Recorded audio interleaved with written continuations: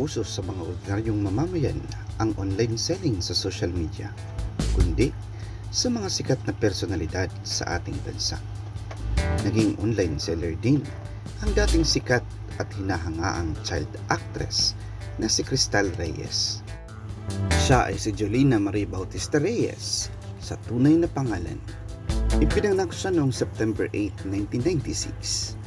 Mas kilala siya sa pangalang Cristal Reyes. Dati siyang isang sikat na child star sa ating bansa. Nakilala si Cristal sa pagganap niya bilang Batang Cristal sa teledrama na Bakekang, na kung saan dito nakuha ang kanyang screen name na Cristal. Pagkatapos ng palabas ay nakakuha siya ng kanyang kauna-unahang role bilang isa sa mga prinsesa sa Princess Charming. Ang pinakamalaking role niya ay nang gumanap siya bilang Angelita sa palabas na Mga Mata ni Angelita, na isang remake ng 1978 na pelikula na dating ginampanan ni Julie Vega. Ito ang nagbigay sa kanya ng higit na kasikatan at paghanga ng mga manunood dahil sa ipinamalas niyang galing sa nasabing palabas. Nakuha ni Cristal ang puso ng mga manunood, hindi lamang ng mga taga-subaybay ng kanyang palabas, kundi maging ang mga inang may lubos na pagkaunawa sa kanyang pinagdadaanan bilang isang bata. Kasama sina Pia Arcangel at Tony Pitcaba sa palabas na Art Angel ay nanalo sila bilang Best Children's Show Host noong 2007 PMPC Star Award for Television. Ito ang unang gantimpalang natanggap ng aktres.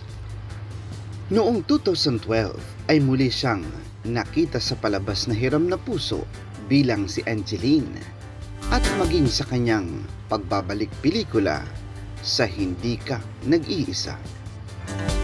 Maliban dito ay naging parte din si Cristal ng 2013 remake ng Ana Karenina kasama sina Barbie Fortesa at Joyce Ching, na pawang mga sikat na aktres din sa mga panahong ito.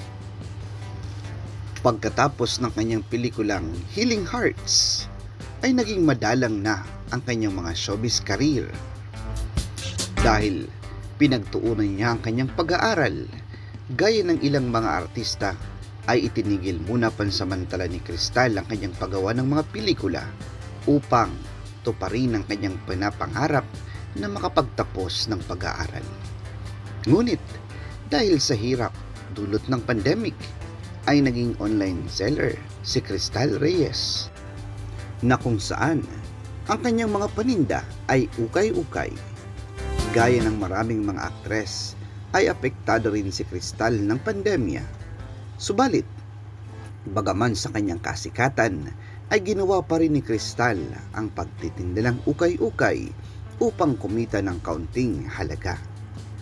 Dahil dito, hinangaan ng mga netizen ang kanyang ipinakitang abilidad at lalong bumilib ang mga ito dahil wala anyang kaarte-arting ipinakita si Cristal, lalo na siya'y isang sikat na aktres.